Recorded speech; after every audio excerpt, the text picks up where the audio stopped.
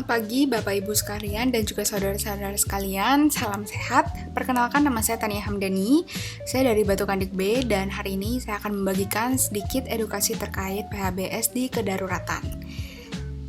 Jadi pembahasan kita hari ini akan terfokus pada manfaat pelayanan kesehatan pada saat pengungsian berlangsung, atau pada saat ketika ada bencana maka akan ada shelter ataupun pos-pos pengungsian di mana di sana akan disediakan pelayanan kesehatan tentunya. Nah, sebenarnya kita harus tahu dulu bahwa apa sih manfaat melakukan PHBS di saat kedaruratan. Yang pertama, kita ingin agar setiap orang yang berada di pos kesehatan ini bisa menjaga kesehatannya. Yang kedua, masyarakat juga mampu mengupayakan agar lingkungan tetap sehat. Yang ketiga, masyarakat dapat memanfaatkan pelayanan kesehatan yang diberikan.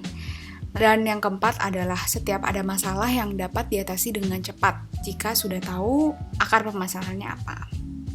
Nah, penanggulangan masalah kesehatan ini dalam kondisi bencana alam punya tujuan, yaitu untuk menjamin terselenggaranya pelayanan kesehatan bagi korban bencana alam akibat mungkin terkena badai ataupun terkena luka-luka, jadi bisa langsung dieksekusi dan diobati tentunya. Secara khusus, upaya ini ditujukan untuk memastikan terpenuhinya pelayanan kesehatan bagi korban, terpenuhinya pemberantasan dan pencegahan penyakit menular bagi korban bencana alam, terpenuhinya kebutuhan pangan dan gizi, terpenuhinya kesehatan lingkungan yang baik bagi korban, dan yang kelima adalah terpenuhinya kebutuhan papan dan sandang bagi korban bencana alam.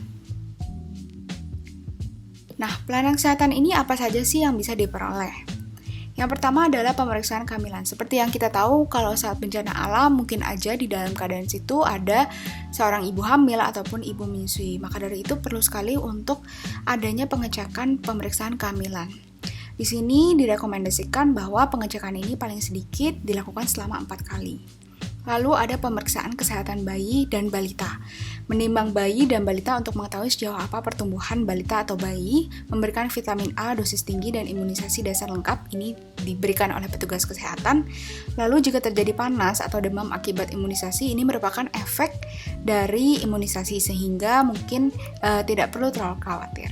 Nah, ini saya juga melampirkan beberapa imunisasi dasar lengkap bagi bayi yang berusia 24 jam, 1 bulan, 2 bulan, 3 bulan, 4 bulan. Lalu juga ada diberikan vaksin polio dan juga di usia 9 bulan. Sehingga perlu sekali untuk diperhatikan bagi ibu hamil maupun ibu menyusui terhadap anak-anaknya. Nah, pemeriksaan yang penting lainnya adalah pemeriksaan kesehatan umum seperti demam, batuk, pilek, luka, dan penyakit kulit tentunya. Apalagi di pengungsian ini kan berkemungkinan besar bahwa lingkungannya juga tidak bersih, jadi kemungkinan besar untuk terkena penyakit kulit sangat besar. Selain itu, pemeriksaan kesehatan lansia dan orang cacat, dan pelayanan kesehatan mental tentunya. Lalu penyakit apa sih yang biasanya diderita ketika saat terjadinya bencana alam? Ada demam, batuk, campak, diare, malaria, luka, sakit kulit, kurang gizi, dan juga komplikasi pada bayi. Di sini komplikasinya bisa bermacam-macam tentunya. Nah, bagaimana upaya untuk menanganinya, apalagi untuk anak dan bayi? Jika anak demam, maka anak harus dipastikan untuk diberikan minum yang lebih banyak. Menyusu, jika anak masih menyusu diberikan ASI, jangan menggunakan selimut ataupun diberi baju tebal, kompres dengan air biasa atau air hangat, beri obat penurun panas jika demamnya tinggi. Jika demamnya berlanjut maka dirujuk ke petugas kesehatan. Dan untuk daerah yang endemis atau sering adanya terjadi malaria, maka balita harus tidur di dalam kelambu anti nyamuk agar tidak terkena nyamuk malaria. Jika anak batuk, maka jika anak ini menyusui, berikan ASI lebih sering. Jika usianya lebih dari 6 bulan, minum air matang lebih banyak. Dan jika umurnya di atas 1 tahun, beri kecap manis atau madu dicampur dengan air jeruk nipis. Jauhkan juga anak-anak dari asap rokok, lalu asap dapur, ataupun asap pembakaran sampah agar tidak memperparah batuk di anak. Lalu jika anak ini luka dan sakit kulit, maka untuk luka, bersihkan lukanya dengan air mengalir dan diberikan obat merah atau antiseptik agar tidak terinfeksi tentunya di bagian lukanya. Lalu untuk koreng, tutup dengan kain bersih, jangan dibubuhi dengan ramuan apapun. Dan untuk menjaga kebersihan kulit, penting sekali untuk mandi secara teratur dengan sabun dan air mengalir tentunya. Ganti pakaian jika kotor ataupun basah. Ini penting sekali karena basah ini bisa menimbulkan banyak jamur ataupun bakteri yang bisa memperburuk kondisi kulit kita. Lalu cuci tangan dan kaki dengan sabun setiap habis bermain.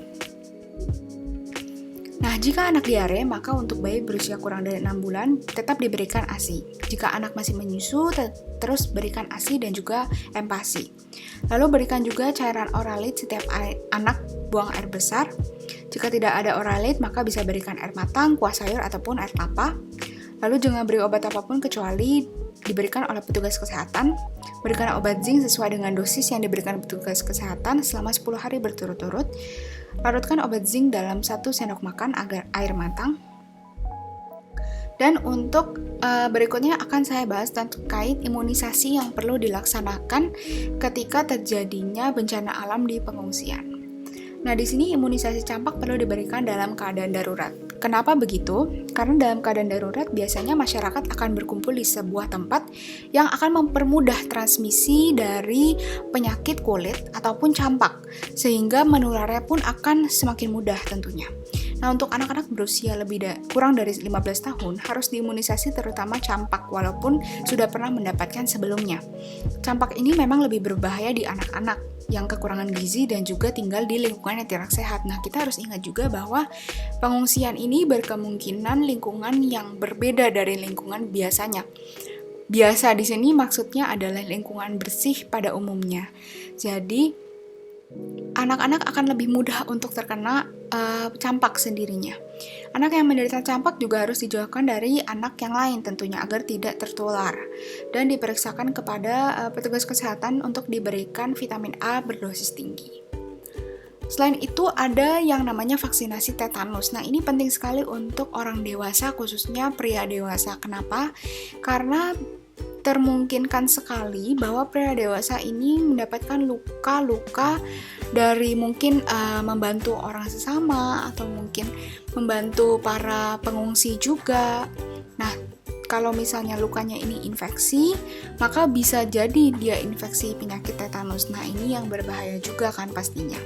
Suntikan vaksin tetanus ini bisa didapatkan di posko kesehatan tentunya atau puskesmas terdekat dan diberikan tergantung dengan riwayat vaksin sebelumnya oleh masing-masing individu.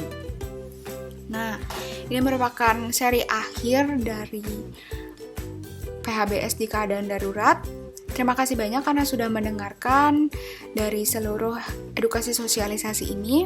Saya juga mau ucapkan terima kasih banyak karena boleh mendengarkan edukasi pada hari ini, dan jika saudara-saudara sekalian ingin mengetahui info yang lebih lanjut terkait PHBS kedaruratan bisa langsung mengunjungi Instagram kami di nirwana.nusafenida. Saya berdoa agar saudara, Bapak Ibu sekalian sehat terus dan salam sehat.